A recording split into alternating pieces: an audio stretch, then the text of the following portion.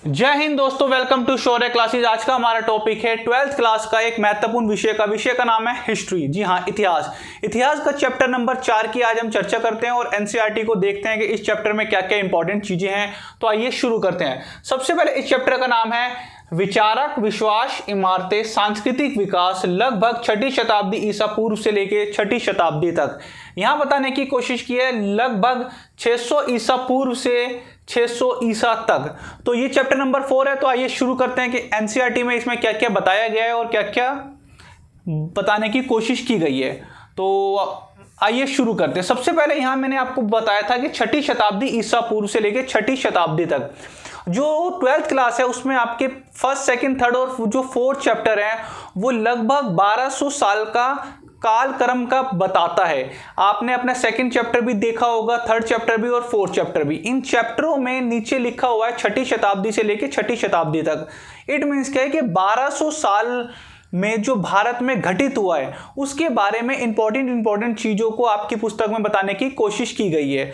तो सबसे पहले यहां पे बात करते हैं कि ये 6ठी शताब्दी ईसा पूर्व और 6ठी शताब्दी ईसवी क्या है।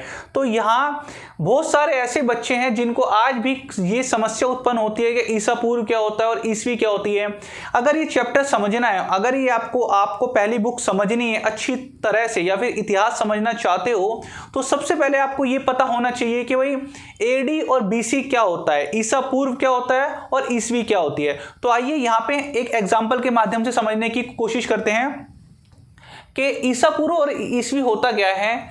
मेरे प्यारे बच्चों, यहां बताने की कोशिश की गई है कि भाई ईसा मसीह के जन्म से पहले की घटना को, जब ईसा मसीह का जन्म हुआ था उससे पहले की घटना को हम बीसी के नाम से जानते हैं और ईसा मसीह के जन्म के बाद की घटना को हम एडी के नाम से जानते हैं। हिंदी में अगर हम बोले तो ईसा मसीह के जन्म से पूर्व की जो घटना है उसे ईसा पूर्व के नाम से जाना जाता है और ईसा मसीह के जन्म के बाद की घटना को हम ईसवी के नाम से जानते हैं। जी हाँ, ईसवी। तो आइए शुरू करते हैं। तो यहाँ पे आपको पता है भाई, यहाँ पे ईसा मसीह का जन्म हुआ है। आप सभी का जन्म 2005-2007 के आसपास हुआ होगा।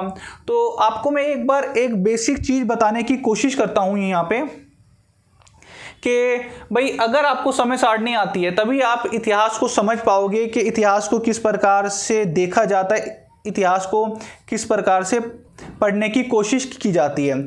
तो आइए यहाँ पे मैं कुछ बेसिक चीज़ें करने की कोशिश करते हैं और आपको बताने की कोशिश करता हूँ कि भाई हिस्ट्री को कैसे पढ़ा जाता है।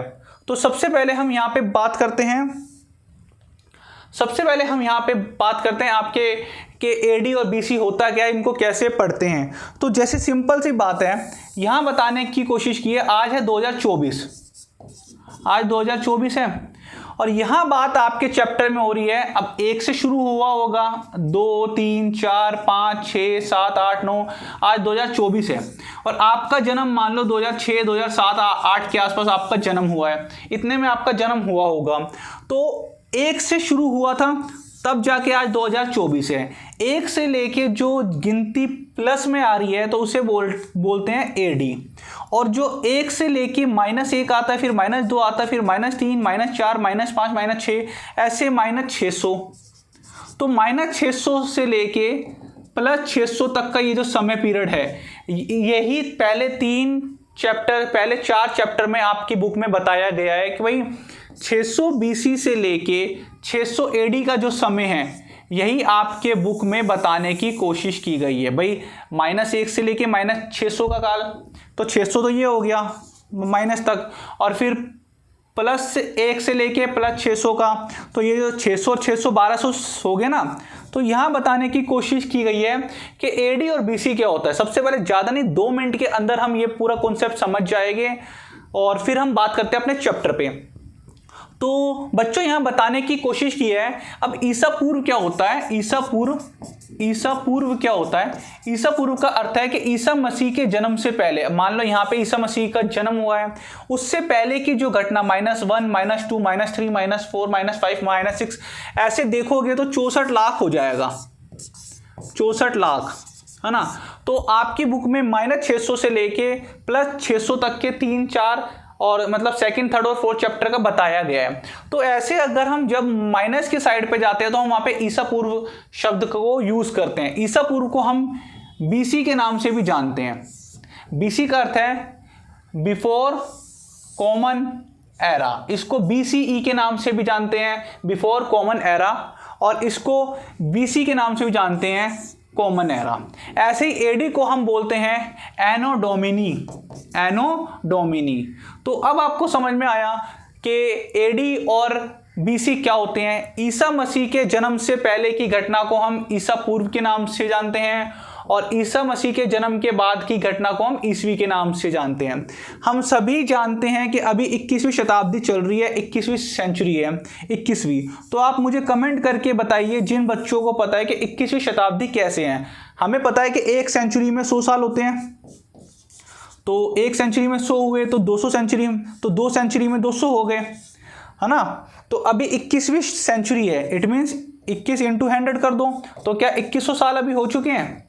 आप मुझे कमेंट करके बताइए कि अभी 21वीं सेंचुरी कैसे हैं, क्योंकि बहुत सारे बच्चे ऐसे जिनको अभी तक ये नहीं पता कि 21वीं सेंचुरी है तो किस प्रकार से हैं। तो आइए अब हम आगे का शुरू करते हैं। इससे पहले आपको मैं 2-3 पॉइंट और बताना चाहता हूं बच्चों के। इसमें बताने की कोशिश की गई है कि जब आप ईसा पूर्व को लिखते हो, जब आप बीसी लिखते हो, तो आप हमेशा तारीख के बाद ही लिखोगे, मतलब ईयर के बाद बीसी लिखा जाता है। जैसे कि अगर मैं बात करूं 2024 बीसी, अगर मुझे 2024 बीसी की बात करनी है कि 2024 बीसी, तो मैं ईसा मसीह के जन्म से 2024 साल पहले की बात कर रहा हूं।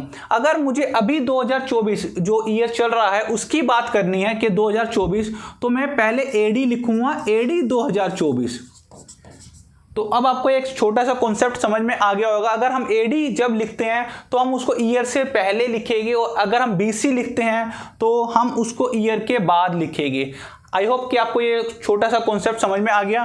तो आइए अब हम चलते हैं अपने टॉपिक के ऊपर। टॉपिक हमारा क्या है, ईसा पूर्व, और हमारा टॉपिक है ये जो टॉपिक था जो मैं आपको बता चुका हूं कि भाई ईसा पूर्व क्या होता है और ईसवी क्या होती है।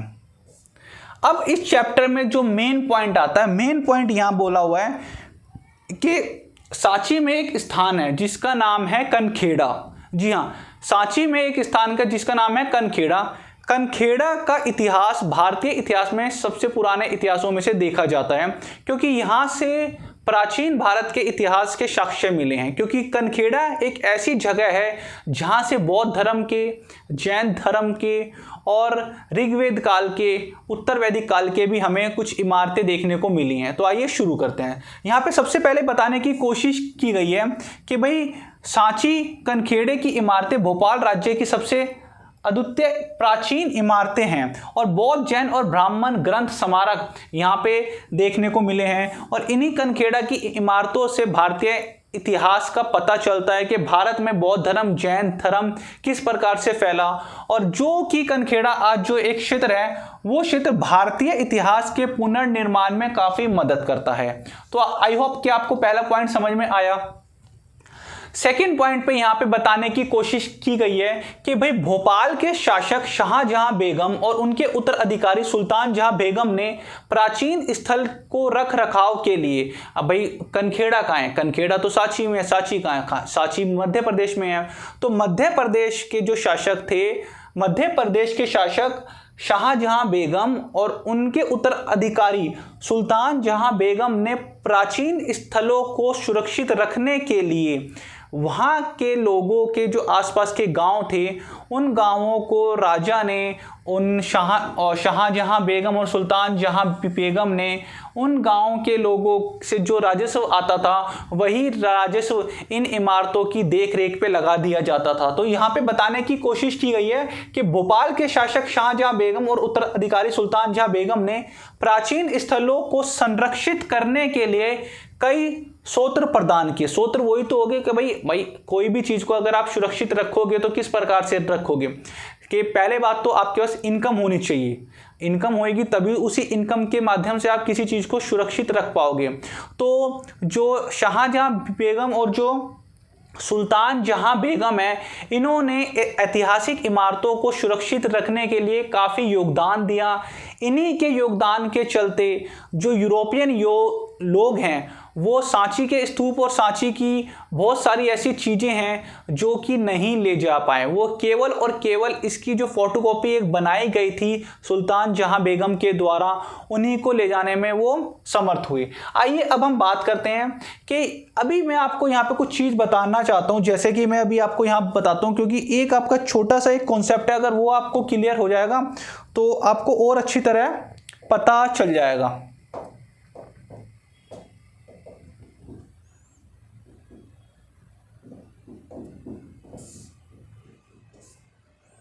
एक मिनट, अभी आपको एक और कॉन्सेप्ट बताता हूँ मैं।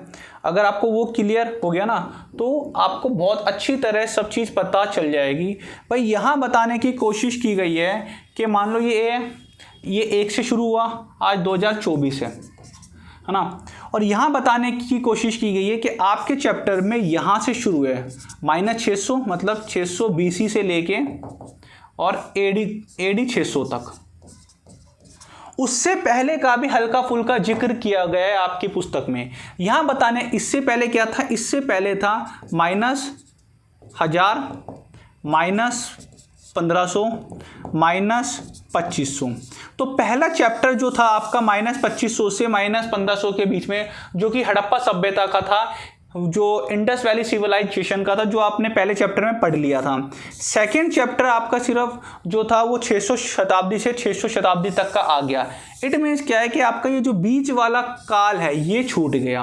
तो इसी बीच वाले काल को वैदिक काल के नाम से या वैदिक पीरियड के नाम से जाना जाता है। आपकी बुक में सिर्फ हल्का सा हिंट है इसमें कि वैदिक काल जो 1500 BC से लेके, मतलब वैदिक काल का जो समय था 1500 BC से लेके 600 BC तक था, और इसी 600 BC के बाद ही भारत में 16 महाजनपदों की स्थापना हुई। अब इस वैदिक काल को भी 2 भागों में बांटा गया है, पूर्व वैदिक काल और उत्तर वैदिक काल। पूर्व वैदिक काल का जो समय था वो 1500 से BC से लेके 1000 BC तक था, और उत्तर वैदिक काल का था 1000 से 600। तो यहाँ आपकी पुस्तक में 2-3 शब्द हैं जिसमें बताने की कोशिश की गई है कि भाई कि 16 महाजनपदों से पहले भारत में वैदिक पीरियड था, जिसका जो समय पीरियड था वो 1500 BC से लेके 600 BC तक था। आई होप कि अब आपको समझ में आ गया है। अब हम बात करते हैं यहाँ पे कि भाई सबसे प्रभावशाली, अब हम बात करते हैं यहाँ ऋग्वेद में अग्नि, इंद्र, सोम आदि कई देवताओं की स्तुति के भजनों का संग्रह था। यहाँ पे बताने की कोशिश की गई है कि ऋग्वेद में, मतलब 1500 BC से लेके 1000 BC का जो समय था वो ऋग्वैदिक काल का था। ऋग्वेद में इंद्र की पूजा की जाती थी, वरुण की पूजा की जाती थी, अग्नि की पूजा की जाती थी। इनके लिए मंत्रों को बोला जाता था, हवन और यज्ञ के द्वारा इनको आहुति दी जाती थी। अब यहाँ बताने की कोशिश की है अगले टॉपिक में कि उसके बाद आपका भारत में 16 महाजनपद है। 16 महाजनपदों की जानकारी हमें कहाँ प्राप्त होती है? हमें बौद्ध धार्मिक पुस्तकों में प्राप्त होती है, जैन धार्मिक पुस्तकों में प्राप्त होती है। भाई आज जैसे हमें पता है कि जैसे मतलब सपोज करो कि भारत में अभी 28 स्टेट हैं। भाई हमें कैसे पता कि 28 स्टेट हैं? भारत के मैप के द्वारा, भारत में जो पुस्तकें हैं उनसे। तो उस टाइम की जानकारी हमें कैसे प्राप्त हुई होगी? हमें कैसे पता चला होगा कि भारत में उस टाइम पे 16 महाजनपद थे? तो बौद्ध धर्म की पुस्तकें और जैन धर्म की पुस्तकों के द्वारा हमें पता चला कि उस समय भारत में 16 महाजनपद थे। बौद्ध धर्म की एक पुस्तक है अंगुत्तर निकाय, उसमें बताने की कोशिश की गई है कि उस समय भारत में 16 महाजनपद थे। अब ये वो काल है जब महाजनपदों का बड़े बड़े महाजनपद हो गए। वैदिक काल में लोगों का समूह ने एक जगह पे इकट्ठा हुआ तो उसको जन के नाम से बोल दिया। उत्तर वैदिक काल में जब पॉपुलेशन बढ़ी तो वही जनपद में मतलब चेंज हो गए। उत्तर वैदिक काल के बाद यही आया 6ठी शताब्दी के आसपास, और जब और पॉपुलेशन हुई, लोहे का आविष्कार हुआ, लोहे के हलों का यूज करना शुरू कर दिया, स्थायी खेती शुरू होगी, तब जाके ये महाजनपद में कन्वर्ट हुआ। तो यहाँ बताने की कोशिश की गई है भाई कि 6ठी शताब्दी ईसा पूर्व काफ़ी महत्वपूर्ण काल है, क्योंकि इसी काल में ही लोहे के औजार बनाने शुरू कर दिए गए थे, स्थायी खेती शुरू हो गई थी, मुद्रा का प्रचलन शुरू हो गया था और एक स्थानीय राजपाट शुरू हो गया था। तब हमें पता चला था कि भाई 16 महाजनपद हैं। अब यहाँ बताने की कोशिश की गई है कि उन्हीं बौद्ध धर्म और जैन धर्म का उदय किस प्रकार से हुआ, उनकी पुस्तकों में क्या था, इन्होंने किस प्रकार से बौद्ध धर्म और जैन धर्म ने भारतीय लोगों के ऊपर अपना अपनी छाप छोड़ी। और आज भारत में ही नहीं, विश्व के अनेकों देशों में बौद्ध धर्म को, जैन धर्म को स्वीकार किया गया है, उनको फॉलो किया जाता है। तो आइए अब हम बौद्ध धर्म की चर्चा करते हैं। सबसे पहले हम यहाँ पे जैन धर्म के बारे में चर्चा करते हैं। जैन धर्म का जो संस्थापक थे वो थे ऋषभदेव। जी हाँ, जैन धर्म के 24 संस्थापक हुए हैं, मतलब 24 तीर्थंकर हुए हैं। जैन धर्म के जो प्रथम तीर्थंकर थे, जिनको ऋषभदेव के नाम से जाना जाता है, और 24वें तीर्थंकर थे महावीर स्वामी। तो प्रथम तीर्थंकर ने ही जैन धर्म की शुरुआत करी थी और 23वें थे पार्श्वनाथ। तो यहाँ पे बताने की कोशिश की गई है कि भाई 570 BC के आसपास में जैन जो महावीर स्वामी हैं उनका जन्म हुआ है, क्योंकि अलग अलग किताब में ये इनके जन्म की जो तारीख है वो अलग अलग है। यहाँ बताने की कोशिश की गई है कि जैन धर्म वर्धमान महावीर से पहले भारत में मौजूद था। मैंने अभी आपको बताया कि महावीर जी के जन्म से पहले भी जैन धर्म का अस्तित्व था। उनसे पहले भी 23 तीर्थंकर जैन धर्म में आ चुके थे और महावीर स्वामी 24वें तीर्थंकर थे। लेकिन जितनी ख्याति महावीर स्वामी को प्राप्त हुई है, जितना प्यार महावीर स्वामी को दिया गया है, जितना जैन धर्म का फैलाव महावीर स्वामी के द्वारा किया गया है, शायद उतना किसी और तीर्थंकर के द्वारा नहीं किया गया। तीर्थंकर का अर्थ होता है जिन्होंने जैन धर्म को फैलाने की कोशिश की गई है। महावीर स्वामी के बाद कोई भी तीर्थंकर की उपाधि नहीं ले पाया और ये अंतिम तीर्थंकर के रूप में जाने गए। तो इसीलिए कहा जाता है कि जैन धर्म के जो मुख्य संस्थापक है वो महावीर स्वामी हैं। तो भाई महावीर स्वामी का जब जन्म हुआ, ये बौद्ध धर्म से पहले जैन धर्म थोड़ा फैल चुका था। ये बौद्ध धर्म और जैन धर्म दोनों ही एक ही समय विशेष की बात हो रही है। तो पहले जैन धर्म की उत्पत्ति हुई। जैन धर्म में महावीर स्वामी जब उनका जन्म हुआ तो ऑलरेडी वहां पे जैन धर्म मौजूद था। उसके बाद बौद्ध धर्म आया और बौद्ध धर्म अपने समय के सबसे प्रतापी जो एक शिक्षक थे, जो महात्मा बुद्ध अपने आप को शिक्षक मानते थे, उनका मानना था कि मतलब एक व्यक्ति सदैव सीखता ही रहता है। तो यहाँ पे भी बताने की कोशिश की गई है, बुद्ध अपने समय के सबसे प्रभावशाली शिक्षक थे और आधुनिक हिंदू धर्म में 2 परंपराएं शामिल थी। अब भाई बौद्ध धर्म के बाद, जैन धर्म के बाद, इन धर्मों के बाद जब हम तीसरी चौथी शताब्दी में आएंगे, मतलब 200 से 400-500 साल के आसपास जब हम एडी की बात करेंगे, तो हिंदू जो धर्म है जिसमें वैष्णववाद और शिववाद को भी देखने को मिलते हैं हमें।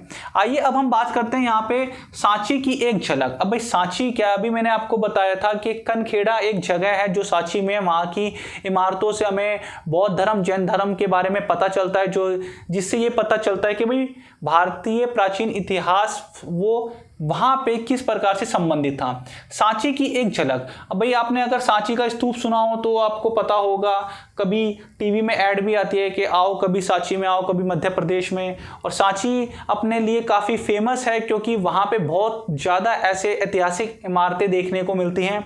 तो सांची में एक सांची का स्तूप है, आप अपने सामने स्तूप की फोटो भी देख सकते हो, ये स्तूप है।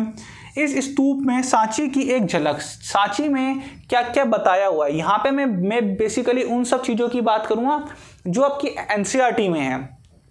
एनसीईआरटी के हट के यहाँ पे बात नहीं होएगी, सिर्फ एनसीईआरटी की होगी। तो यहाँ बताया हुआ है सांची की एक झलक। भोपाल के शासक शाहजहां बेगम और उनके उत्तराधिकारी सुल्तान जहां बेगम ने प्राचीन स्थल के संरक्षण के लिए धन मुहैया कराया। तो मैंने आपको यहाँ पहले भी बता दिया कि भाई अगर कोई इमारतें हैं, कोई प्राचीन इमारतें हैं, उनकी रख रखाव के लिए सबसे पहले आपको धन की आवश्यकता है।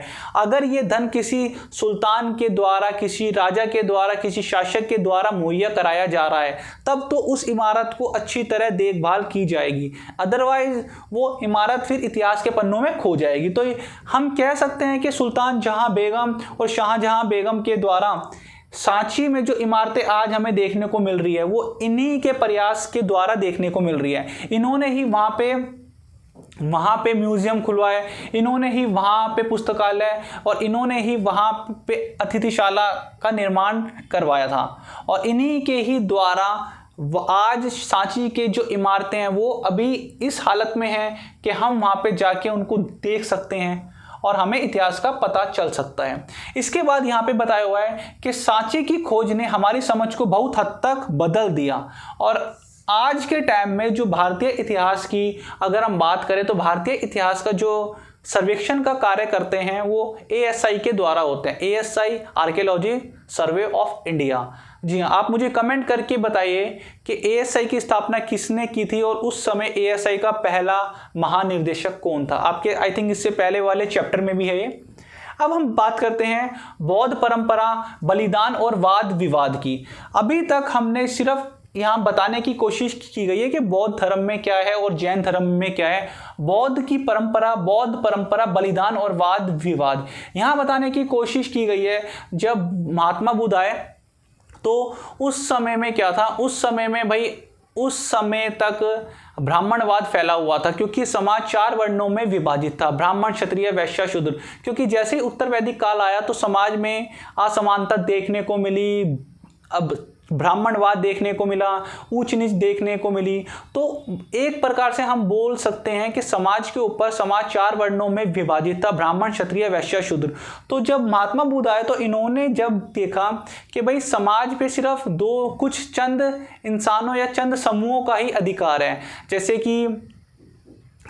कि वैदिक काल में भी बताया गया है कि समाज में जो समाज का निर्माण हुआ है उसमें जो ब्राह्मण है वो सबसे ऊपर है, उसके बाद क्षत्रिय है, उसके बाद वैश्य, उसके बाद शूद्र हैं। आई थिंक इससे पहले वाले चैप्टर में भी आपने पढ़ा होगा। तो यहाँ पे जब महात्मा बुद्ध का जब जन्म हुआ तो जन्म के बाद जब उनको ज्ञान की प्राप्ति हुई तो उनका मानना था कि ऐसा कुछ नहीं होता, जो व्यक्ति होता है वो अपने कर्मों के द्वारा ही मोक्ष को प्राप्त करता है। आपके कर्म ही आपको बताएंगे कि भाई आपको मोक्ष मिलेगा या नहीं। उनका मानना था कि अगर आपके कर्म अच्छे हैं, आपको मोक्ष तभी मिलेगा जब आप अच्छे कर्म करोगे, ना कि आपको मोक्ष तब मिलेगा कि जब आप उच्च जाति में पैदा होगे।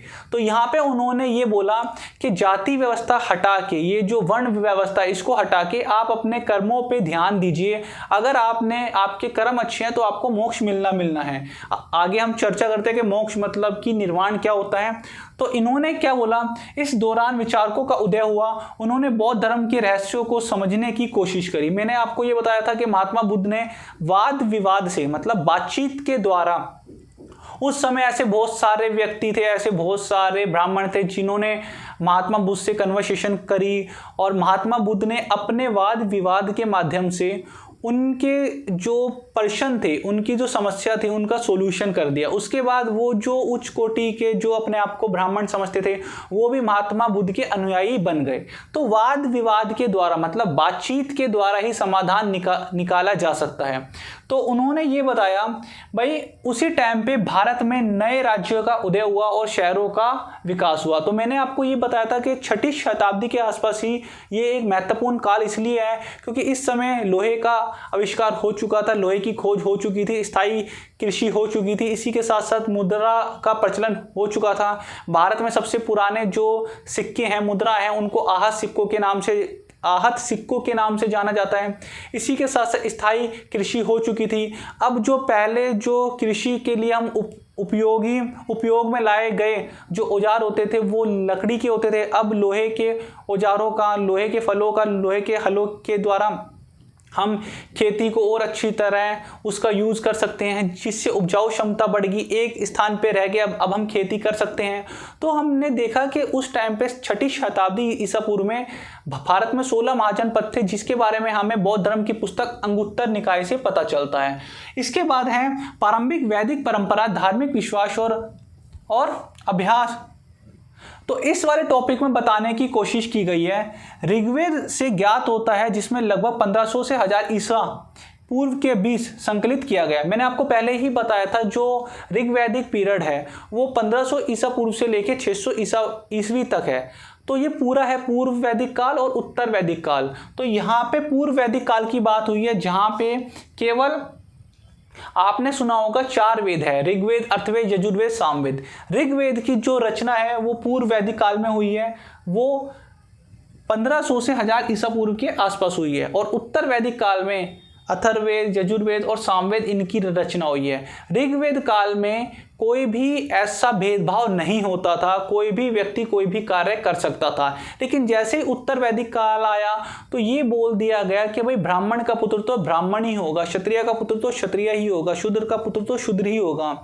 और वैदिक काल में ही ये बता दिया गया था कि समाज 4 वर्णों में विभाजित है। और उसमें ये बताया, वैदिक ऋग्वेद में एक पुरुष सूत्र है, उसमें बताया गया है कि भाई जो ब्रह्मा जी हैं उनके मुख से ब्राह्मण की उत्पत्ति हुई, उनके हाथों से क्षत्रिय की उत्पत्ति हुई, उनकी जांघ से वैश्य की उत्पत्ति हुई और उनके पैरों से शूद्रों की उत्पत्ति हुई। मतलब ये बताने की कोशिश की गई है कि समाज में जो 4 वर्ण हैं तो ब्राह्मण सबसे ऊपर है, जिसका काम है पूजा पाठ करना, वेदों को पढ़ना, यज्ञ करना, हवन करना। क्षत्रियों का कार्य है लड़ाई करना, युद्ध करना, लोगों की सुरक्षा करना, राजपाट संभालना। और वैश्य का कार्य है व्यापार करना। और जो शूद्रों का कार्य है वो कार्य था कि भाई ऊपर के तीनों वर्गों की सेवा करना। इससे पहले वाले चैप्टर में आप ये सब चीज़ें पढ़ चुके हो, तो यहाँ पे उसी को ही थोड़ा सा एक बार बताया गया है। ऋग्वेद में भजन शामिल थे जिन्हें बलिदान करते समय गाया जाता था। मैंने आपको बताया था कि ऋग्वेद में कुछ मंत्रों का उच्चारण होता था, उन्हीं मंत्रों के साथ साथ बलिदान भी दिया जाता था। अब बलिदान क्या है? अगर आप, सिंपल सी बात हो, अगर आप मंदिर में जाते हो, पूजा करते हो, तो आप ये पूजा क्यों करते हो सकता है आपकी आस्था हो सकता है आपका लालच हो। लालच भी ये हो सकता है कि भाई हे भगवान मुझे पास करा देना, मुझे 90% करा देना, मुझे इतने % करा देना, मुझे इतने पॉकेट मनी करा दो, ये करा दो।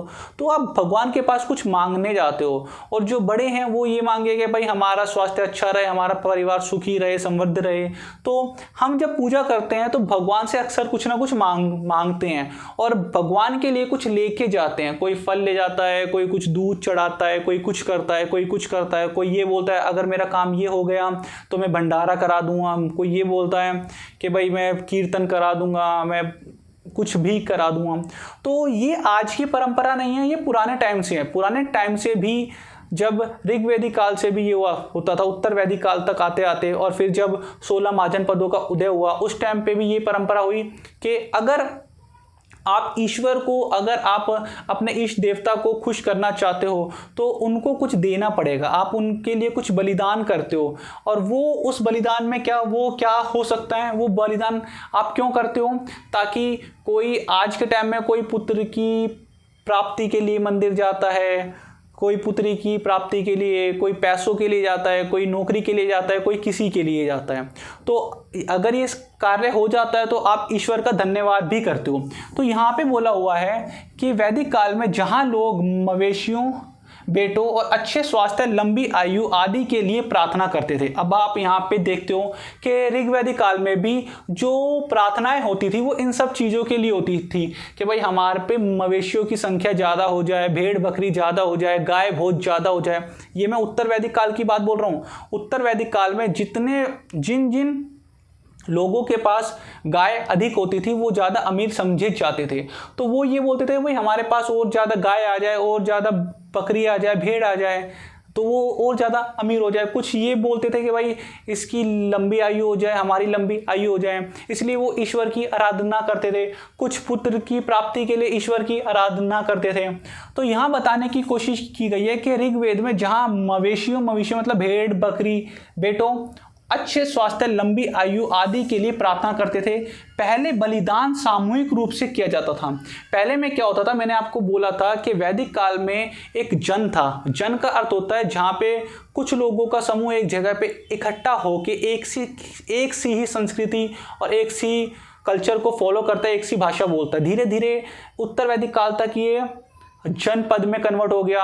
और जैसे ही उत्तर वैदिक काल के बाद 6ठी शताब्दी आई तो ये महाजनपद में हुआ। जब एक ऐसा कबीला होता है तो शुरू शुरू में ये जो बलिदान दिए जाते थे, ये जो भेंट दी जाती थी ईश्वर को, तो ये एक मुखिया के द्वारा दी जाती थी। ये पहले की बात बताने की कोशिश की गई है कि कुछ बलिदान घरेलू इकाइयों की भलाई के लिए भी किए जाते थे और कुछ बलिदान घर के मुखिया के द्वारा भी दिए जाते थे। अब यहाँ पे बताने की कोशिश की गई है भाई, जब 6ठी शताब्दी आ गया उस टाइम राजपाट का समय हो गया। उस टाइम भारत में 16 महाजनपद थे जिसमें से मगध सबसे शक्तिशाली था। तो बताने की कोशिश की गई है कि राजाओं ने अपनी ख्याति करवाने के लिए, अपना और मतलब नाम करवाने के लिए वो समय समय पे कुछ यज्ञ करते थे। अब राजा लोग हैं, राजा के पास पैसा भी है, तो वो ब्राह्मणों को बुलाते थे, पुजारियों को बुलाते थे और यज्ञ करते थे। उस टाइम पे 4 प्रकार के यज्ञों का उल्लेख है, जैसे अश्वमेध यज्ञ है, राजसूय यज्ञ है, अग्निष्टोम यज्ञ है और वाजपेयी यज्ञ हैं। तो ये राजा समय समय पे अनेकों यज्ञ करवाते थे। जैसे कि आपने देखा था श्री रामचंद्र जी के द्वारा भी एक अश्वमेध यज्ञ करवाया गया था। तो उसमें एक अश्व को छोड़ा गया था, जहाँ जहाँ से अश्व मतलब गुजरता है तो आपने देखा कि उस क्षेत्र के जो राज्य हैं वो राजा के साथ मतलब संधि बना लेते हैं और एक मैत्री संबंध स्थापित कर लेते हैं। अगर किसी ने भी उस अश्व को पकड़ने की कोशिश करी तो जिस राजा ने वो अश्व को छोड़ा है उसके साथ उसका युद्ध होता है। ये हमने रामायण में भी देखा है। तो यहाँ पे भी बताने की कोशिश की गई है कि राजसूय और अश्वमेध जैसे अधिक यज्ञ हुए और ये यज्ञ क्यों किए जाते थे? ईश्वर का धन्यवाद बोलने के लिए, ईश्वर को प्रसन्न करने के लिए, और राजाओं द्वारा किए जाते थे, जो अनुष्ठान करने के लिए ब्राह्मण पुजारियों पर निर्भर रहते थे। भाई राजा, अभी मैंने आपको बताया कि समाज में 4 वर्ण थे, ब्राह्मण, क्षत्रिय, वैश्य, शूद्र। जो ब्राह्मण का काम था वो पूजा पाठ करना था, यज्ञ करना था, हवन करना था। क्षत्रिय का काम था राजपाट संभालना, युद्ध करना, शासन करना, कर इकट्ठा करना। तो जो यहाँ पे आप देख रहे हो कि राजा हवन करवा रहे हैं किसके? ब्राह्मणों के द्वारा, पुजारियों के द्वारा, मतलब ब्राह्मणों के द्वारा, पुजारियों के द्वारा। और एक अश्वमेध यज्ञ की फोटो भी यहाँ पे बताई गई है। इसी के साथ साथ अब यहाँ बताने की कोशिश की गई है उपनिषेधों में बताया हुआ है। अब भाई उपनिषेध क्या है? अभी तक तो हम वेदों में कंफ्यूज थे, अब उपनिषेध आ गए। जिस प्रकार से आपकी एनसीईआरटी को समझने के लिए कोई सपोर्टिंग मटेरियल्स होते हैं या कोई गाइड होती है, और उनको समझने के लिए कुछ अन्य जैसे यूलाइक के सैंपल पेपर हो गए, तो एक चीज़ को समझने के लिए दूसरी चीज़ उपलब्ध है, दूसरी चीज़ को समझने के लिए तीसरी चीज़ उपलब्ध है। उसी प्रकार से वैदिक समय में भी ऐसा होता था। वेदों को समझने के लिए उपनिषद थे, अरण्यक थे, तो ये सब चीज़ें हैं। तो उपनिषद की बात की गई है, यहाँ पे उपनिषदों की बात की गई है। उपनिषद मृत्यु के बाद जीवन की संभावना और पुनर्जन्म के बारे में जानने के लिए उत्सुक थे। भाई जब 6ठी शताब्दी के आसपास आ चुके थे लोग, तो अब लोगों को ये एक अंदर से हुआ कि भाई मृत्यु के बाद क्या होता है, मरने के बाद क्या हमें मोक्ष प्राप्त होता है? भाई अभी तो मैंने आपको ये बताया था कि उस टाइम पे ब्राह्मणवाद था, तो ब्राह्मण ये बोलते थे अगर आपने ये कार्य कर दिया तो आपको मोक्ष मिल जाएगा, अगर आपने ये कार्य करा, इतने हक करे, इतने अगर आपने यज्ञ करे तो आपको ये सब चीज़ें मिल जाएगा। तो लोगों के मन में अब ये एक क्यूरियोसिटी होगी कि यार मरने के बाद क्या मोक्ष मिलता है, या फिर मरने के बाद पुनर्जन्म होता है, और आत्मा के बारे में, आत्मा क्या है? जब लोगों के अंदर ये सब चीज़ें के क्वेश्चन उठने शुरू हो गए, तो लोगों ने अब इन बातों को जानने में रुचि दिखाने शुरू कर दिए। और दूसरी ओर वैदिक परंपरा से बाहर के लोगों ने बलिदान पर महत्व पर अटकलें लगाना शुरू कर दिया और परम सत्य के अस्तित्व पर सवाल उठाए। अब दूसरी साइड पे, एक साइड पे जब ब्राह्मणवाद इतना ज़्यादा ऊंचाई पे हो गया था कि समाज में सब जगह पे ब्राह्मणवाद था। ब्राह्मणवाद का अर्थ होता है कि ब्राह्मणों ने अपने फायदे के लिए समाज को 4 वर्णों में बांट दिया, ब्राह्मण, क्षत्रिय, वैश्य, शूद्र। ये मैं नहीं बोला, जो बुक्स बोल रही है वही बोल रहा हूँ, और उस टाइम पे शायद होता भी ऐसा होगा। तो उन्होंने ये बांट दिया कि भाई अब ब्राह्मण का पुत्र ही ब्राह्मण होएगा और ब्राह्मण ही पूजा पाठ करेगा, क्षत्रिय का पुत्र ही क्षत्रिय होएगा, वही राजपाट को संभालेगा। तो यहाँ बताने की कोशिश की गई है भाई जब 6ठी शताब्दी ईस्वी आ गई, मतलब AD 6th सेंचुरी आ गई, उस टाइम पे कुछ ऐसे व्यक्ति पैदा हुए, कुछ ऐसे महान आत्मा पैदा हुई जिन्होंने अब इस ब्राह्मणवाद के ऊपर चोट करनी शुरू कर दी। जैसे कि महावीर स्वामी है, गौतम बुद्ध है। जब इनका जन्म हुआ तो इन्होंने देखा कि यार समाज में कितनी ज़्यादा कुरीतियाँ फैल रखी है, समाज में कितने ज़्यादा भेदभाव है, समाज को 4 वर्णों में बांटा गया है अपने फायदे के लिए, और किस प्रकार से एक वर्ण के ऊपर इतना ज़्यादा अत्याचार किया जा रहा है। तो यहाँ पे कुछ ऐसे लोग आए जिन्होंने जो ब्राह्मणवाद की जो परंपरा थी, जो वेदों की परंपरा थी, उनसे हट के अब सोचना शुरू कर दिया और यहाँ बताना, और उन्होंने ये सोचा कि सत्य क्या है। सत्य केवल एक उच्च घराने में पैदा होने से ही हमें सत्य नहीं मिल जाएगा, हमें सत्य के लिए हमें खुद लड़ना पड़ेगा, हमें खुद पाना पड़ेगा।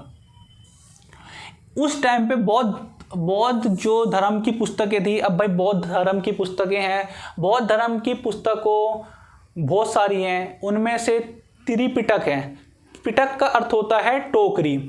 त्रिपिटक भी महात्मा बौद्ध से संबंधित पुस्तकें हैं, जिसमें सुत्त पिटक है, विनय पिटक है और अभिधम्म पिटक है। सुत्त पिटक में महात्मा बुद्ध के जो शिक्षाएं हैं उनको बताने की कोशिश की गई है।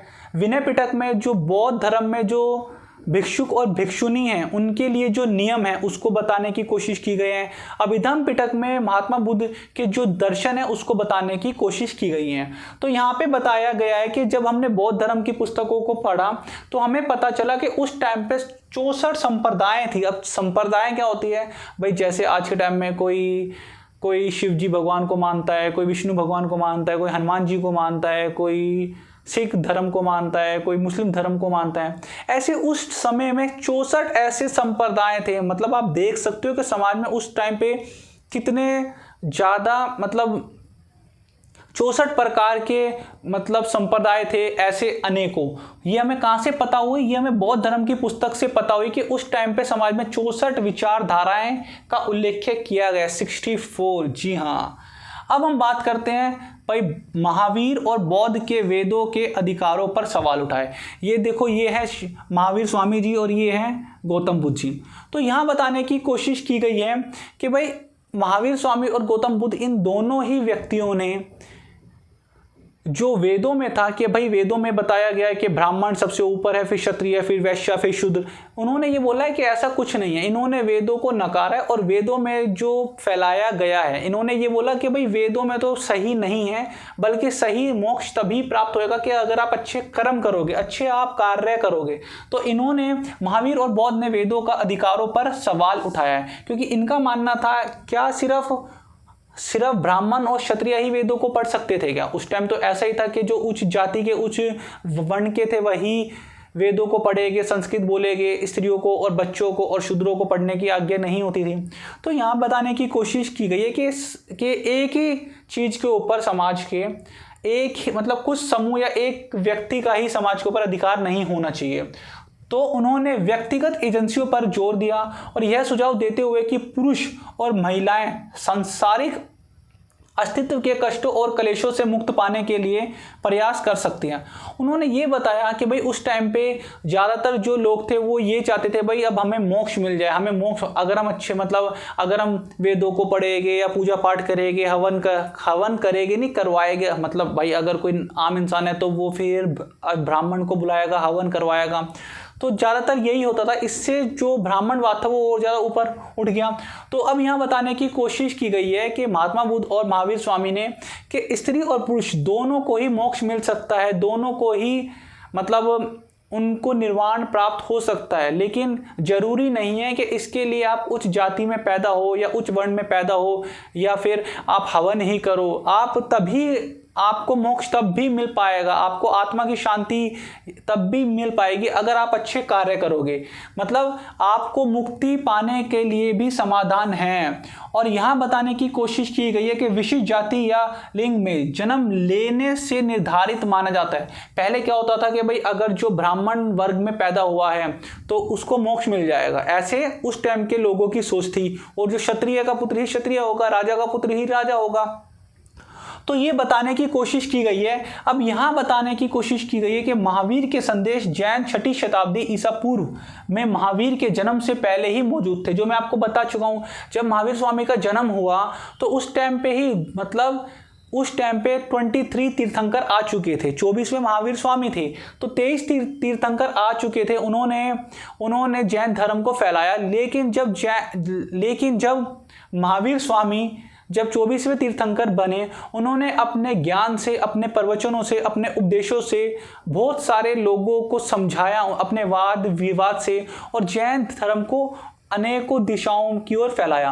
अब आप देख सकते हो यहाँ पे जैन धर्म में, जैसे ये जैन धर्म में मूर्ति है तो इसमें 24 तीर्थंकरों के बारे में बताया हुआ है। भाई अगर आप यहाँ पे अगर नज़र डालते हो, शायद पता नहीं आपको दिख रहा है या नहीं, कि ऊपर 4 जैन तीर्थंकर है, उसके बाद 7 तीर्थंकर है, उसके बाद 4 यहाँ हैं, 4 यहाँ हैं। तो भाई 7 4 11 हो गए, और 4 15 16 17 18 हो गए, 18 19 20 21 22 23, एक और होगा, मतलब 24। अगर आप मूर्ति को अच्छी तरह से देखोगे यहाँ पे ऊपर तो 24 तीर्थंकर आपको दिख जाएंगे इसी मूर्ति में। भाई 3 यहाँ हैं, 1 यहाँ है, और यहाँ पे हैं, यहाँ पे हैं 3, 2 यहाँ है, 2 यहाँ है, 4 यहाँ है, और 1 जो बीच में है वो महावीर स्वामी है। अब यहाँ बताने की कोशिश की गई है कि जैन परंपरा के अनुसार वर्धमान, जिन्हें महावीर के नाम से जाना जाता था, उनसे पहले 23 अन्य शिक्षक या तीर्थंकर हुए। तीर्थंकर वह शिक्षक होते थे जो पुरुष और महिलाओं को अस्तित्व की नदी के पार मार्गदर्शन करते थे। तीर्थंकर उन्हें कहा जाता है जो लोगों में या तो महिलाएं होगी या तो पुरुष होंगे, जो लोगों को नदी के पार ले जाए, मतलब एक आत्मा की शुद्धि, या फिर आप ये बोल सकते हो कि जिनको सत्य की खोज में एक नदी के पार ले जाया जाता था, तो उन्हीं को ही तीर्थंकर या फिर मार्गदर्शक के नाम से जाने जाते थे। अब हम बात करते हैं जैन धर्म में। जैन धर्म में पूरी दुनिया जैन धर्म का मानना था कि पूरी दुनिया सजीव है। सजीव का अर्थ मतलब हर एक में प्राण है, हर चीज में प्राण है, चाहे वो पेड़ हो, पहाड़ हो, नदियाँ। उनका मानना था पूरी दुनिया सजीव है, और यहाँ तक कि पत्थर, चट्टान और पानी में भी जीवन है। भाई अगर आप पत्थरों को हटाते हो या किसी पार्क में जाते हो या फिर चट्टानों को खोदते हो तो आप देखते हो कि वहाँ पे छोटी छोटी सी चींटियाँ या कुछ आ जाती हैं। पानी के अंदर भी जीव है। तो उनका मानना था हर एक जगह जीवन है, मतलब पूरी दुनिया में सजीव है, हर जगह कहीं ना कहीं प्राण देखने को मिल जाएंगे। तो जैन धर्म का मानना था कि जैन धर्म में अहिंसा के सिद्धांत पर जोर दिया गया। उनका मानना था कि हिंसा ना करो, अहिंसा के सिद्धांत पर जोर। भाई हिंसा, मारपीट ना करो, किसी को कष्ट ना पहुंचाओ। तो इसीलिए उनका मानना था कि हर जगह पे जीवन है, और अगर हम किसी को जिंदगी दे नहीं सकते तो जिंदगी लेने का भी हमारा कोई अधिकार नहीं है। देखिए यहाँ पे इस चित्र में भी बताया हुआ है कि भाई पानी में भी है, पहाड़ पे, नदियाँ, हर जगह पे जीवन है। और उनकी इसी छाप ने लोगों को जैन धर्म अपनाने पे विवश कर दिया कि हाँ भाई जैन धर्म एक अच्छा धर्म है, और वहाँ पे सादगी है, वहाँ पे जीवन का सत्य बताने की कोशिश की गई है। तो जैन धर्म और बौद्ध धर्म दोनों में ही कॉमन बातें हैं कि उन्होंने जो ब्राह्मणवाद है उनके ऊपर कटाक्ष करा, और जो ब्राह्मणवाद है उनको समाप्त करने की, समाप्त क्या, वाद विवाद से बातचीत पे लोगों के जो एक वेदों का जो अंधकार आई हुई थी, उनकी आंखों पे अंधकार की पट्टी थी, उसको हटाने की कोशिश करी। जैन शिक्षाओं के अनुसार जन्म और पुनर्जन्म का चक्र कर्म के माध्यम से होता है। यहाँ बताने की कोशिश की गई है, भाई जैन धर्म में बताया गया है कि अगर आपने कर्म अच्छे करे हैं तो आपको पुनर्जन्म उसी प्रकार का होगा। ऐसा नहीं है कि आप ब्राह्मण के घर में पैदा हुए हो तो आपको मोक्ष मिलना है। आप अपने कर्म अच्छे करो, और कर्म आपके तभी हो पाएंगे, आप अपने काम अच्छे करो वो तभी हो पाएगा जब कर्म के चक्र से खुद को मुक्त करने के लिए तप और तपस्या की आवश्यकता होती है। जैन धर्म में बताया हुआ है कि तप और तपस्या करोगे। ये तो जैन धर्म में क्या, बौद्ध धर्म में भी यही बताने की कोशिश की गई है कि अगर व्यक्ति तप और तपस्या करता है तप और तपस्या का अर्थ है कि भाई एकांत में बैठता है, तप करता है, तपस्या करता है, ज़्यादा मोह नहीं करता। मोह का अर्थ है लालच, लालच नहीं करता, क्योंकि लालच ही सभी चीज़ की जननी है। लालच से ही हर चीज़ उत्पन्न होती है और ये जो लालच ही आपकी समस्या को जन्म देती है। लालच ही सभी समस्या की जननी है। तो जैन धर्म के अनुसार कर्म के चक्र से खुद को मुक्त करने के लिए तप और तपस्या की आवश्यकता होती है और यह संसार का त्याग करके ही प्राप्त किया जा सकता है। जैन धर्म ने ये बताया कि भाई अगर ये जो लालच है, ये जो तप है, अगर आप ये तप कर लोगे, तप का अर्थ है तप और तपस्या कर लोगे, तब आपको संसार से मुक्ति मिल जाएगी, आपको निर्वाण, आपको मोक्ष मिल जाएगा। दूसरे शब्दों में अगर हम कहें तो जैन धर्म में 5 ऐसे व्रत या 5 ऐसी चीजें हैं कि अगर व्यक्ति इन 5 को अपने जीवन में उतार ले तो कुछ हद तक उसको मोक्ष की प्राप्ति होने के चांस हो सकते हैं या फिर मोक्ष की प्राप्ति हो जाएगी अगर ये 5 चीज़ें कर ले। जैसे 5 चीज़ें यहाँ पे बताने की कोशिश की गई है कि जैन धर्म के निम्नलिखित 5 व्रतों को महाव्रत कहा जाता है। जैसे अहिंसा, किसी के ऊपर हिंसा ना करना, किसी को ना मारना, और सत्य, झूठ ना बोलना यानी कि सदैव सत्य बोलना। तीसरा है असत्य, चोरी ना करना।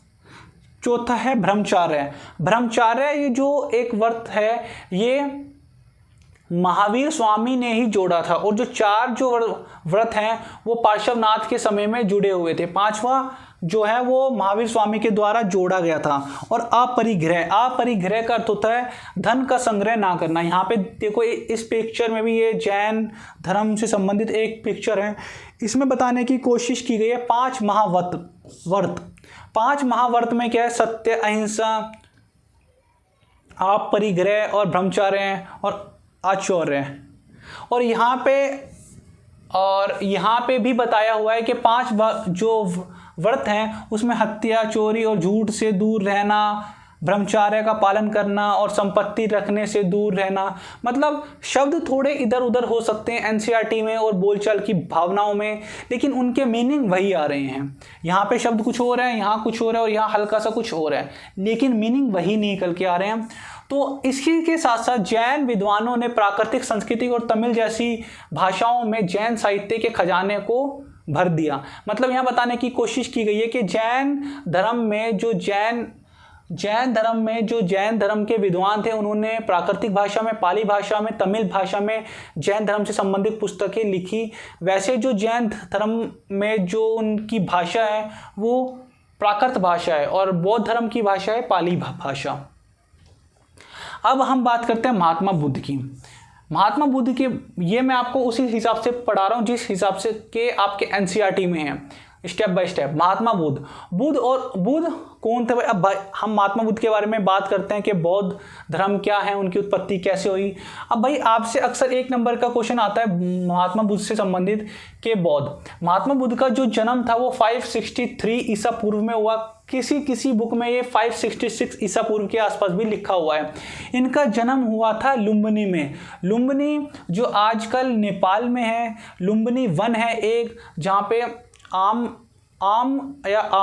आम ऐसे कुछ है, आम की जहाँ पे वन है शायद, उसी साइड पे ही लुम्बिनी में मतलब महात्मा बुद्ध का जन्म हुआ 563 ईसा पूर्व में।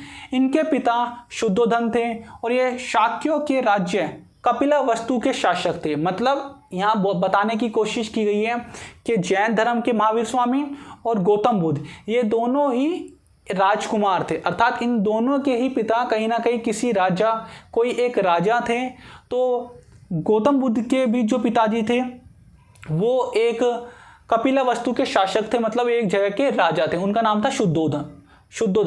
उनकी माता का नाम था महामाया देवी, जो कि इनको जन्म देने के 1 हफ्ते बाद वो एक्सपायर होगी और इनका लालन पालन इनकी मौसी प्रजापति गौतमी के द्वारा किया गया। बचपन का नाम इनका सिद्धार्थ था और पालन पोषण इनकी वी माता प्रजापति गौतमी के द्वारा किया गया। इनकी पत्नी का नाम यशोधरा था, जो कि एक राजकुमारी थी, जो कि कोलिय गणराज्य की राजकुमारी थी। इनके एक पुत्र हुआ जिनका नाम था राहुल। इनका सारथी का नाम था चन्ना। इनके घोड़े का नाम था कंथक। ये और अब मेन आपके में ये चीज़ पूछी जाती है कि महात्मा बुद्ध का जन्म स्थान कहाँ है। अभी हमने जन्म की बात करी कि महात्मा बुद्ध का जन्म स्थान कहाँ है, लुम्बिनी में। इनको ज्ञान की प्राप्ति कहाँ हुई, बोध गया में। इन्होंने प्रथम उपदेश कहाँ पर दिया, सारनाथ में। और इनके जीवन में जब ये एक्सपायर हो गए, इनको महापरिनिर्वाण जब प्राप्त हो गया, वो स्थान कौन सा था, कुशीनगर में। अक्सर ये आपको मैचिंग के लिए दिए जाते हैं। जब जन्म कहाँ हुआ, लुम्बिनी में। इनको ज्ञान की प्राप्ति कहाँ हुई, बोध गया में। इनका प्रथम उपदेश सारनाथ में। और ये कहाँ एक्सपायर हुए, कुशीनगर में। तो ये महात्मा बुद्ध से संबंधित थे। एक और बात कि महात्मा बुद्ध का जन्म पूर्णिमा के दिन हुआ। घर से जब उन्होंने घर छोड़ा उस दिन भी पूर्णिमा थी। जब उनको ज्ञान की प्राप्ति हुई उस दिन भी पूर्णिमा थी। और जब उन्होंने अपना अंतिम समय, जब उन्होंने अपने प्राणों को छोड़ा उस दिन भी पूर्णिमा थी। तो इसीलिए शायद बुद्ध पूर्णिमा मनाते हैं हम सब, क्योंकि जब उन्होंने पहला उपदेश अपना दिया था सारनाथ में, उस दिन भी पूर्णिमा ही थी। तो अब हम चलते हैं बुद्ध। उनका ज्ञान मध्य एशिया से चीन, कोरिया और जापान तक श्रीलंका होते हुए अनेकों देशों में फैला। तो यहाँ पे आप देख रहे हो एक मैप। इस मैप के माध्यम से बताया हुआ है कि भाई मैप भी तो जानना आवश्यक है ना। अब आप में से बहुत सारे ऐसे बच्चे हैं जिनको ये ही नहीं पता ईस्ट कहाँ है, वेस्ट कहाँ है, नॉर्थ कहाँ है और साउथ कहाँ है। अगर नहीं पता कोई बात नहीं, आप सीख जाओगे। तो भारत में अगर हम ईस्ट और नॉर्थ की साइड पे देखते हैं तो जैसे नेपाल है, बर्मा है और थाईलैंड है, कंबोडिया है, वियतनाम है, श्रीलंका है, यहाँ पे नीचे श्रीलंका है, चाइना है, कोरिया है, जापान है, मंगोलिया है। यहाँ तक इन सब क्षेत्रों तक बौद्ध धर्म फैला हुआ है। आप देख सकते हो कि जापान में भी बौद्ध धर्म है, कोरिया में भी बौद्ध धर्म है। कोरिया आजकल लोग तो आजकल काफ़ी अच्छी तरह जानते हैं कि कोरिया कहाँ है। और कंबोडिया में भी बौद्ध धर्म है, थाईलैंड में भी बौद्ध धर्म है, बर्मा में भी बौद्ध धर्म है, श्रीलंका में भी बौद्ध धर्म है, मंगोलिया में भी बौद्ध धर्म है। तो इतने विशाल क्षेत्र तक बौद्ध धर्म है। अब आप ये देख सकते हो कि बौद्ध धर्म की उत्पत्ति जिस देश में हुई वहाँ बौद्ध धर्म इतना नहीं है, लेकिन विश्व में और जगह कितना फैला हुआ है। तो यहाँ बताने की कोशिश की गई है। बौद्ध परंपराओं के अनुसार सिद्धार्थ जैसे कि बुद्ध का जन्म के समय नाम था।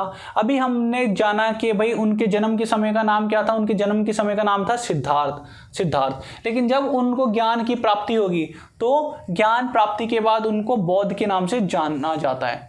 शाक्य वंश के एक प्रमुख के पुत्र थे। कहा जाता है कि भाई जब उनका जन्म हुआ तो जन्म होने के बाद जब शासक ने, मतलब उनके पिताजी ने, शुद्धोधन ने, जब उनको खुशखबरी दी गई कि भाई आपके घर में एक सुंदर पुत्र की उत्पत्ति हुई है, तो भाई उसके कुछ समय के 1-2 दिन के बाद तो अब वो राजा है तो उसी हिसाब से कार्य करते हैं। आज भी जब कोई बच्चा जब पैदा होता है तो माता पिता खुश होते हैं, तो वो किसी ब्राह्मण के पास जाते हैं या उनको अपने घर पे बुलाते हैं और उसकी जन्म कुंडली बनवाने की कोशिश करते हैं। तो कहा जाता है कि जब महात्मा बुद्ध का जन्म हुआ उस टाइम पे जो राजा शुद्धोधन थे, ये अपने घर पे इन्होंने एक ब्राह्मण को बुलाया और महात्मा बुद्ध की जन्म कुंडली के बारे में उनसे चर्चा करी। जब उस ब्राह्मण ने ये बताया कि भाई ये जो बच्चा पैदा हुआ है, ये जो बच्चा है, ये चक्रवर्ती सम्राट बनेगा या ये एक सन्यासी बनेगा, इन दोनों में से ये कोई भी बन सकता है। उन्होंने महात्मा बुद्ध के जो उस टाइम पे नक्षत्र थे, जो ग्रह थे, उसके अकॉर्डिंग ही कुंडली बनाई होगी। उन्होंने ये कहा या तो ये एक ब्राह्मण बने, मतलब उन्होंने कहा या तो ये एक चक्रवर्ती सम्राट बनेगा या तो ये सन्यासी बनेगा। लेकिन अगर ये कोई भी बनता है, या सन्यासी या एक सम्राट, तो अपना एक ये विशाल साम्राज्य स्थापित करता हुआ जाएगा। अब भाई साम्राज्य जरूरी थोड़ी ना है कि सम्राट बनने के बाद भी होता है, सम्राट बनने के साथ ही होगा। हो सकता है अगर सन्यासी है उनके भी तो अपना एक साम्राज्य होएगा, उनके बहुत सारे अनुयायी होएंगे। तो जब राजा को ये बात पता चली तो राजा ने सोचा चल भाई अगर मैं राजा हूँ तो मेरा पुत्र भी राजा ही हो जाएगा, कोई बात नहीं, अच्छी बात है। लेकिन जब उनकी पत्नी को पता चला तो उन्होंने फिर कहा इस ब्राह्मण को छोड़ो, दूसरे ब्राह्मण को बुलाओ। फिर वो दूसरे ब्राह्मण को बुलाते हैं। जब वो दूसरे ब्राह्मण को बुलाते हैं तो उस ब्राह्मण ने भी यही बात बोली कि आपके पुत्र की कुंडली में राज घराना लिखा गया है या तो राजघराना है या तो ये एक सन्यासी का जीवन। अब ये बात सुन के उनकी जो माता थी, जो मतलब महात्मा बुद्ध की माता थी, उनके मन में चिंता आ गई कि भाई अगर ये क्षत्रिय हो जाएगा तो बहुत अच्छी बात है, अगर ये एक सम्राट होगा तो अच्छी बात है, अपने पिता की तरह सम्राट बनेगा। पर लेकिन अगर ये सन्यासी हो गया तो एक मुश्किल का काम है, क्योंकि भाई कोई भी माँ ये नहीं चाहेगी कि उसका पुत्र मतलब एक सन्यासी हो जाए, और एक ऐसी माँ जो कि राजघराने की महारानी है वो तो नहीं चाहेगी कि भाई उनका पुत्र सन्यासी हो जाए। तो ठीक है, तो शुरू से ही उनकी माता तो एक्सपायर हो गई थी, जो उनकी मौसी थी, फिर मौसी ने कोशिश करी कि उनको राजघराने में ही रखा जाए जब तक वो बड़े होते हैं। राजघराने तक ऐसा कहा जाता है कि जब तक वो बड़े हुए तो उनको दुख का पता ही नहीं था कि दुख होता क्या है, बुढ़ापा क्या चीज़ होती है, मतलब बीमारी क्या होता है। मतलब इन शॉर्ट यहाँ बताने की कोशिश की गई है, उस राजघराने में उनको तनिक सा भी, थोड़ा सा भी कष्ट नहीं दिया जाता था, ताकि उनको दुख के बारे में पता ही ना हो। ये ऐसी स्टोरी है। इसके बाद वो जब पहली बार जब वो अपने मतलब राजमहल से निकलते हैं या अपने आसपास कहीं बाहर घूमने जाते हैं, तब वो अपने जीवन में 4 चीज़ों को देखते हैं। जब वो 4 चीज़ें देखते हैं, यही 4 चीज़ें उनके जीवन को परिवर्तित कर देती है। वो एक बूढ़े आदमी को देखते हैं, एक बीमार व्यक्ति को देखते हैं, एक मरे हुए व्यक्ति को देखते हैं, और एक साधु को देखते हैं। किन किन को? बूढ़े आदमी को, बीमार व्यक्ति को, मरे हुए व्यक्ति को, और एक साधु को। ये 4 चीज़ें उनके जीवन में इस कदर मतलब आ गई कि उन्होंने फिर अपना घर त्याग करने की कोशिश कर दी।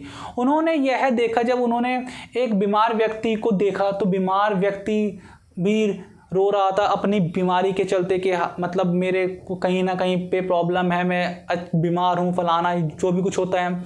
फिर वो थोड़ी और आगे गए तो वहाँ पे देखा एक बूढ़ा व्यक्ति है, वो अपने बुढ़ापे से परेशान है। अब भाई बूढ़े व्यक्ति, अगर परिवार में बूढ़े लोग हैं तो आप समझ सकते हो कि वो भी काफ़ी परेशान होते हैं। इसके बाद वो थोड़े और आगे चलते हैं, वहाँ पे देखा एक कोई एक्सपायर हो गया है, मतलब कोई एक व्यक्ति एक्सपायर हो गया, उसके आसपास भी सब जगह इंसान रो रहे हैं। मतलब ये तीनों इंसान रो रहे थे, कोई अपने बुढ़ापे से रो रहा है, कोई अपनी बीमारी से रो रहा है, कोई जब एक्सपायर हो गया तो उसके आसपास वाले लोग रो रहे हैं। परंतु थोड़ा और आगे चलते हुए एक साधु व्यक्ति को देखते हैं।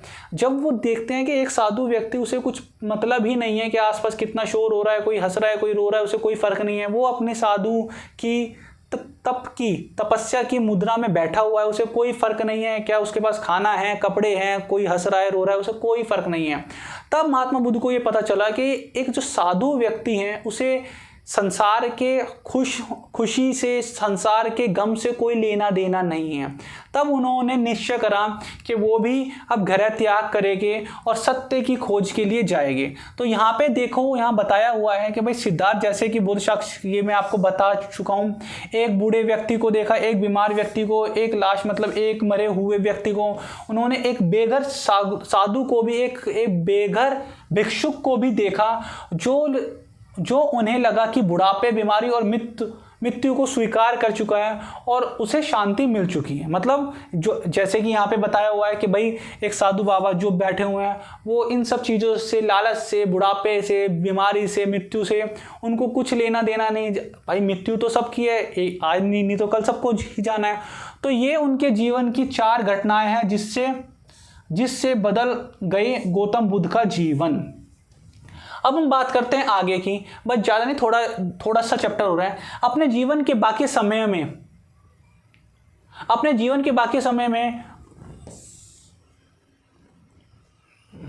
इसके ऊपर का उन्होंने कई दिन तक, जब उन्होंने घर को छोड़ दिया, घर त्याग कर दिया, उन्होंने कई दिनों तक ध्यान किया और अंत ज्ञान की प्राप्ति हुई। इसके बाद वो बुद्ध कहलाए। जब उनको भाई पीपल के पेड़ के नीचे उनको जब ज्ञान मिला, वो 1 हफ्ते मतलब वहाँ पर साधना पे बैठे, और 1 हफ्ते बाद जब उनको ज्ञान की अनुभूति हुई, तब उसके बाद ही उनका नाम बुद्ध पड़ा। तो जीवन के बाकी समय उन्होंने धार्मिक जीवन जीने के मार्ग सिखाया, और उनकी शिक्षाएं, बौद्ध की शिक्षाओं को कहानियों के पुनर्निर्मित किया गया। मतलब महात्मा बुद्ध की जो शिक्षाएं हैं वो कहानियों के माध्यम से, जातक कथाओं के माध्यम से त्रिपिटक, सुत्त पिटक, विनय पिटक के माध्यम से बौद्ध की शिक्षाओं का उल्लेख किया गया है। अभी मैंने आपको बताया बौद्ध धर्म में जो पिटक होता है, पिटक का अर्थ होता है टोकरी। महात्मा बुद्ध की जो शिक्षाएं हैं वो सुत्त पिटक में लिखी गई है। उनके जो बौद्ध धर्म में जो भिक्षु भिक्षुनी हैं आते हैं, उनके जो भिक्षु भिक्षुनी संबंध के जो नियम हैं वो विनय पिटक में हैं। अभिधम्म पिटक में महात्मा बुद्ध का जो दर्शन है उसके बारे में उल्लेख किया गया है। अक्सर एग्जाम में क्वेश्चन पुट होता है। और ये जो सुत्त पिटक, विनय पिटक और अभिधम्म पिटक है, महात्मा बुद्ध के एक्सपायर होने के बाद उनके जो अनुयायी थे, जैसे रूपाली थे, आनंद है, उन्होंने ही इनको बनाया है।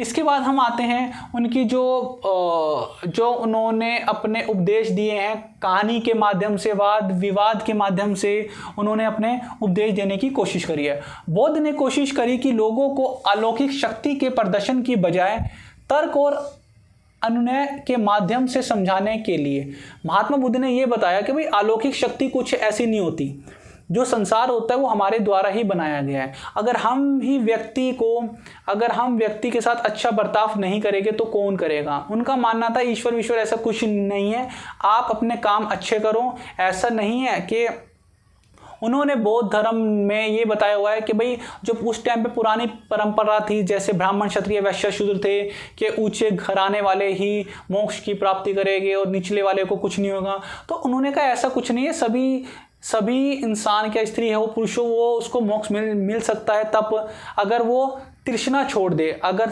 तृष्णा का अर्थ होता है लालच छोड़ दे। लालच, अगर कोई भी व्यक्ति लालच छोड़ देगा, भाई परिवार क्या है, एक प्रकार का लालच ही तो है। परिवार भी एक प्रकार का लालच है, फैमिली भी एक प्रकार का लालच है, हर चीज़ एक प्रकार के लालच है। अगर इंसान लालच ही छोड़ देगा तो उसको फिर कोई दुख ही नहीं होएगा। क्योंकि आप लोग और हम लोग उदास क्यों होते हैं, हमें जो चीज़ हमें चाहिए वो नहीं मिल पाती, इसलिए हम उदास होते हैं। तो यहाँ बताने की कोशिश की गई है, ये देखो एक छोटा सा बच्चा यहाँ पे दुखी है, यहाँ सभी दुखी हैं, कि बौद्ध दर्शन के अनुसार दुनिया क्षणभंगुर है। मतलब उनका मानना है कि दुनिया आज नहीं तो कल समाप्त होनी है। मतलब दुनिया नष्टवान है, ये तो नष्ट, आज नहीं तो कल होना है, नष्ट होना है, और लगातार बदलती रहती है और हमेशा ये चेंज हो रहा है। आज जो पैदा हुआ है कल वो एक्सपायर होएगा, फिर कोई और आएगा, फिर कोई और आएगा, फिर कोई और आएगा। और उनका मानना है क्योंकि इसमें कुछ भी स्थायी या फिर शाश्वत नहीं है, कोई भी चीज़ ऐसी नहीं है जो परमानेंट हो, चाहे वो हिमालय का पहाड़ हो, क्या वो नदी में एक मछली हो, चाहे वो कछुआ हो, क्या वो इंसान हो, जो पैदा हुआ है, जो पृथ्वी पे आया है, उसका एक निश्चित समय तो है, उसको जाना तो है। इस क्षणभंगुर दुनिया में दुख मानव अस्तित्व का अभिन्न अंग है। उनका मानना है कि ये जो जिंदगी हमें दी गई है, इसमें जो हम प्रॉब्लम होती है, हमारी प्रॉब्लम क्यों होती है, हम दुखी क्यों होते हैं, हम दुखी इसलिए होते हैं क्योंकि हमारे अंदर लालच है, हमारे अंदर तृष्णा है। तृष्णा मतलब लालच होती है कि भाई हमें ये नहीं मिला तो हम सैड हो जाएंगे, वो नहीं मिला तो हम सैड हो जाएंगे। तो महात्मा बुद्ध और महावीर स्वामी दोनों ने ही बताया है कि भाई इस लालच को आप कम कर सकते हो और अपने जीवन को आनंदमयी बना सकते हो। ये लालच कम कैसे होगा, अगर जैसे आप जैन धर्म की बात करते हो तो वहाँ पे 5 महाव्रत बताए हुए हैं। ऐसे अगर आप बौद्ध धर्म की बात करते हो तो यहाँ पे अष्टांगिक मार्ग का उल्लेख किया गया है। तो इन्होंने ये बोला कि भाई हमारे आसपास हर जगह पे प्रॉब्लम ही है, क्यों, क्योंकि हमें लालच है। अगर वो चीज़ हमें नहीं मिल रही तो भाई प्रॉब्लम क्रिएट हो जाती है, हम सैड हो जाते हैं। और उन्होंने कहा भाई इसका सॉल्यूशन है, क्या वो स्त्री हो क्या पुरुष हो, इसका सॉल्यूशन है। जैसे उन्होंने कहा तप करना ही सॉल्यूशन है, तपस्या करनी ही सॉल्यूशन है। भाई आप देख सकते हैं यहाँ पे भी हमारे प्रधानमंत्री श्री नरेंद्र मोदी जी भी तप करते हैं। जब भी उनको समय मिलता है तो वो हिमालय की साइड पे चले जाते हैं या फिर कहीं किसी ऐसे शांत वाले एरिया में चले जाते हैं कि जहाँ पे वो भी कुछ मतलब तप मतलब कुछ घंटे ऐसी मुद्रा में बैठ के मन को शांति मिल जाए, ऐसे अपने राजनीतिक जीवन से हट के जहाँ पे कोई उन्हें डिस्टर्ब करने वाला ना हो। तो यहाँ बताने की कोशिश की गई है कि तपस्या के द्वारा, कठोर तप के द्वारा या आत्मभोग को छोड़ के, आत्मभोग के भी संयम के मार्ग का अनुसरण करके। अभी आत्मभोग क्या है भाई, हमारी आत्मा कोई तो मतलब चाहिए यार, हमारे पास इतना पैसा आ जाए, इतनी गाड़ी हो जाए, ऐसा बैंक बैलेंस हो जाए, है ना, हमें यही तो चाहिए। कि आत्ममोह को छोड़ के मतलब बताने की कोशिश, कोई ये कहता है यार आज ये खाना है वो खाना है, मतलब खाने के लिए जी रहे हैं और यहाँ पे सिर्फ जीने के लिए खाओ आप। तो ये लालच छोड़ दोगे, अगर आप लालच छोड़ दोगे और संयम के मार्ग का अनुसरण करके ही आपको आपकी परेशानी दूर हो सकती है और आप सांसारिक परेशानियों से ऊपर उठ सकते हो। बुद्ध ने सामाजिक दुनिया को ईश्वरीय उत्पत्ति की बजाय मनुष्य की रचना माना है। जी हाँ, उन्होंने ये बोला है कि ये जो संसार है ईश्वर ने नहीं बनाया, ये मनुष्य के द्वारा बनाया गया है और मनुष्य अपने लालच के द्वारा ही इस संसार में प्रॉब्लम में फंसा हुआ है। तो अब हम बात करते हैं, इसलिए महात्मा बुद्ध के समय में जो बौद्ध धर्म का फैलाव काफ़ी तेज़ी से हुआ, क्योंकि उन्होंने अपने बौद्ध धर्म और जैन धर्म दोनों का काफ़ी तेज़ी से हुआ, क्योंकि उन्होंने जो अपने उपदेश दिए हैं वो जन साधारण की भाषा में दिए। बौद्ध धर्म के उपदेश पाली भाषा में, जैन धर्म के उपदेश प्राकृत भाषा में, और इन बौद्ध धर्म को उस टाइम के बड़े बड़े राजाओं ने एक्सेप्ट करा। भाई अगर किसी धर्म को राजा एक्सेप्ट कर लेता है तो उस धर्म की प्रजा भी उस धर्म को एक्सेप्ट कर लेती है। प्लस बौद्ध धर्म में आने के बाद चाहे वो राजा हो, चाहे वो रंक हो, चाहे वो शिल्पकार हो, चाहे वो मूर्तिकार हो, चाहे वो किसान हो, चाहे वो ब्राह्मण हो, क्षत्रिय हो, वैश्य हो, शूद्र हो, बौद्ध धर्म में आने के बाद जब वो बौद्ध धर्म स्वीकार कर लेते हैं तो वो सभी के सभी एक भिक्षुक बन जाते हैं, एक कैटेगरी में आ जाएंगे। अब उनका पुराना जीवन का कोई अस्तित्व नहीं है। मतलब अगर मान लो मैं अगर राजा हूँ और अब मैं बौद्ध धर्म में आ जाता हूँ तो इसका मतलब ये थोड़ी ना है कि उस टाइम भी मैं राजा ही रहूँगा। उस टाइम में एक सामान्य भिक्षुक हो जाऊँगा। जैसे आप गुरुद्वारे में देखते हो कि जब आप गुरुद्वारे में जाते हो, चाहे वो बड़े से बड़ा आदमी हो, क्या छोटे से छोटा आदमी है, वो गुरुद्वारे की जो एक मान सम्मान है, वहाँ के जो नियम है उनको फॉलो करता है, उनके लिए सभी इक्वल है। उसी प्रकार से भाई यहाँ पे सभी लोग इक्वल हैं, इसीलिए उन्होंने राजाओं और गृहपतियों को मानवीय और नैतिक होने की सलाह दी। उनका मानना है कि जो ये संसार है ये हमारे द्वारा ही बनाया गया है, और अगर हम जो राजा इंसान हैं वो अगर लोगों के कष्टों को हरने की कोशिश करेंगे, ऐसा नहीं कि उन पे और ज़्यादा टैक्स मतलब उनसे लेके उनको और ज़्यादा उनके साथ शोषण करे। मतलब यहाँ बताने की कोशिश की गई है कि जो गृहपति हैं को मानवीय और नैतिक होने की सलाह, मतलब वो अच्छे काम करे, भाई किसी से मतलब अपशब्द ना बोले, बड़ों का आदर सम्मान करे, छोटों से प्यार करे, और वुमेन की इज्जत करे, चोरी ना करे, हिंसा ना करे, ये सब चीज़ें। और उन्होंने ये बोला है कि बौद्ध ने पुनर्जन्म के चक्र से बचने और आत्म साक्षरता और निर्वाण प्राप्त करने के साधन के रूप में व्यक्तिगत एजेंसी और धार्मिक कार्यों पर जोर दिया है। उन्होंने ये बोला कि भाई अगर आप मोक्ष की प्राप्ति चाहते हो, अगर आप जन्म चक्र से मुक्त होना चाहते हो, तो सिर्फ व्यक्तिगत जो एजेंसी है, जैसे यहाँ पे व्यक्तिगत एजेंसी बताया हुआ है कि जैसे उस टाइम पे ब्राह्मण क्षत्रिय वैश्य, केवल ब्राह्मण और क्षत्रिय ही मोक्ष को प्राप्त कर सकते थे, ऐसा कुछ नहीं है जो बौद्ध धर्म के अनुसार बताया हुआ है। उनका मानना है कि अहंकार और इच्छा का शमन, मतलब अगर आप अपने अंदर से अहंकार हटा दोगे, भाई ये जो मैं है यही आपको ले डूबेगा, और अगर आप अपनी इच्छा को हटा दोगे, कि इच्छा मतलब आपकी तृष्णा, आपकी जो चाहत है कि भाई मुझे ये चीज़ चाहिए, ये चीज़, आपका लालच, अगर आप अपने अंदर से अहंकार और लालच को हटा दोगे तो आपको ईजिली आपको निर्माण प्राप्त हो जाएगा। आपको किसी के आने पर इतना खुश नहीं होगा और किसी के जाने पर इतना दुख नहीं होगा। आप एक नॉर्मल ज़िंदगी, अच्छी ज़िंदगी जी सकते हो। ये सब बौद्ध धर्म के विचारों में बताया हुआ है। उनका मानना था कि कर्म अच्छे होने चाहिए क्योंकि वक्त किसी का नहीं। ये तो मैंने एक पिक लगाई हुई है, आप ये मत सोचना कि उन्हीं की बात है। तो बौद्ध ने अपने अनुयायियों को जो अंतिम शब्द कहे वो थे कि अपने लिए दीपक बनो, क्योंकि तुम सभी को अपनी मुक्ति के लिए काम करना है। उन्होंने कितनी अच्छी बात बोली, कितना अच्छा एक लाइन है कि आपकी समस्या का समाधान आपके पास है, कोई दूसरे के पास नहीं है। इट मीन्स आपको अगर आपकी प्रॉब्लम में कोई है तो एक व्यक्ति कोई आएगा तो भाई 1 घंटा आपके साथ बैठ जाएगा, 2 घंटे बैठ जाएगा, कोई आपकी प्रॉब्लम सोल्व नहीं करेगा। आपकी प्रॉब्लम आप खुद ब खुद सोल्व करोगे। तो उन्होंने ये बोला भाई अगर आपको मोक्ष चाहिए, अगर आपको निर्वाण चाहिए तो आपको खुद जलना पड़ेगा एक दीपक की तरह, ताकि आप जहाँ पे जल रहे हो आपके आसपास के क्षेत्र पे भी उजाला हो सके। तो आइए अब हमने देख लिया ये बौद्ध के अनुयायी। अब भाई महात्मा बुद्ध जब एक्सपायर हुए थे 483 के आसपास जब एक्सपायर हुए थे तो कहा जाता है कि उन्होंने कुछ नॉनवेज ऐसा खा लिया था। एक चुंद नामक शिष्य के वहाँ पे घर पे उन्होंने भोजन कर लिया था और जिससे उनका तबीयत खराब होगी और वो एक्सपायर हो गए थे। तो जैसे जैसे बौद्ध धर्म का विकास हो रहा था, बौद्ध की भाषा मतलब बौद्ध महात्मा बुद्ध के उपदेशों से लोग बाग इकट्ठे हो रहे थे, बौद्ध धर्म में जुड़ने की कोशिश कर रहे थे। तो अनेकों ऐसे व्यक्ति थे, सैकड़ों थे जो कि बौद्ध धर्म में आए और बौद्ध धर्म के साथ जुड़े। तो बौद्ध के शिष्यों के साथ बौद्ध धर्म की संख्या बढ़ती गई और उन्होंने फिर एक संघ की स्थापना करी और भिक्षुकों को एक संगठन जो धर्म के शिक्षक बन गए। और उसमें से कुछ ऐसे ऐसे पुराने जो भिक्षुक थे जो कि बौद्ध धर्म की जिनको ज़्यादा नॉलेज थी, जिनको महात्मा बुद्ध के उपदेशों का उन्होंने सुना हुआ था, उनको पता था, वो धीरे धीरे धर्म के शिक्षक बन गए। शुरू में केवल पुरुष को ही, यहाँ पे आप देख सकते हो, शुरू में केवल पुरुष को ही बौद्ध धर्म अपनाने की अनुमति थी।